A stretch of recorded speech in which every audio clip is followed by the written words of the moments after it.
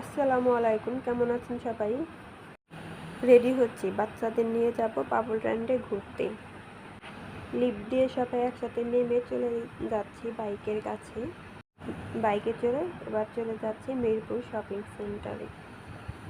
এখানে আমরা দাঁড়িয়ে আছি, ওর বাবা গিয়েছে বাইক পার্কিং করতে, তারপরে চলে যাচ্ছি ভিতরের দিকে।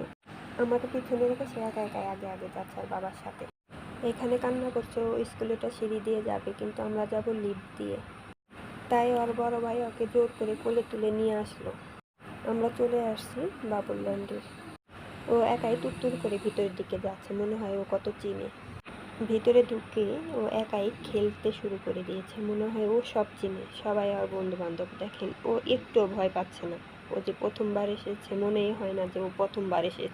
সবার সাথে ও লাফাচ্ছে। আমার বড় ছেলেটাকে বললাম যাওয়ার সাথে খেলো, কিন্তু ও বলে যে না, বড় মানুষ অ্যালাউ না। তারপরও ও চলে গেল।